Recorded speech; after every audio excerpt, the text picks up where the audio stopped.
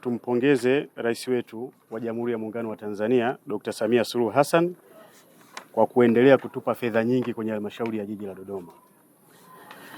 Na azma ya serikali ya kuzikarabati hizi shule kongwe, Dr. Samia Suluhu Hassan anafanya kwa vitendo. Tumeletewa fedha nyingi sana za mradi hapa na usimamizi wake tumeuona ni mzuri, kuanzia ngazi ya awali mpaka hapa hatua ya umaliziaji tulioiona.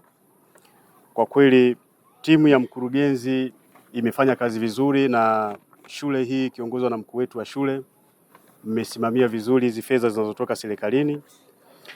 Rai yetu, endeleeni kuitunza haya mazingira na kutunza haya majengo ambayo serikali imeleta fedha na kuweza kuyajenga. Tusipoyatunza, ile thamani na azma ya Mheshimiwa Rais itakuwa haijatekelezwa vizuri. Tunaweza tukajenga leo miradi vizuri, lakini baada ya muda ile miradi ikawa chakavu, ikaanza tena kuharibiwa na vitu kama hivyo. Kwa hiyo tuitunze vizuri miradi inayoletwa na serikali. Nimshukuru Daktari Samia Suluhu Hassan kwa kuendelea kuleta miradi na kuendelea kutupa hela za miradi hapa jiji la Dodoma, lakini pia na ofisi ya mkurugenzi, kwa maana kwamba usimamizi ni mzuri na wataalamu wake wana ushirikiano vizuri, na mwalimu kwa mnachokipokea kwa kweli mnakitendea haki, tukupongeze sana, lakini tuendelee kusisitiza kulinda miundombinu.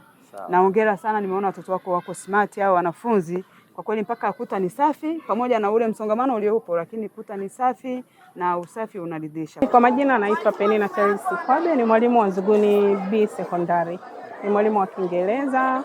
Kwa kweli tumefurahishwa na mradi huu ambao unaendelea kwa sasa hivi, kwa sababu umeweza kupunguzia kero ambazo zilikuwa zinakera zaidi.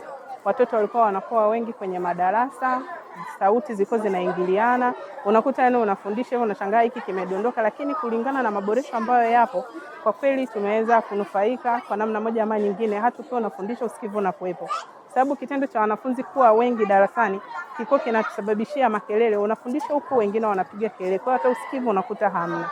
Kwa hiyo hapa imepelekea angalau usikivu unakuwepo, hata darasa ukilipangilia linaweza kupangika vizuri, na tunaona na madawati tumepata. Kwa hivyo tunaomba tu kwamba hivi muendelee tena kutusupport zaidi, kwa sababu tuna imani kwamba tunaendelea kupokea wanafunzi wengine zaidi ili tuweze kuboresha taaluma.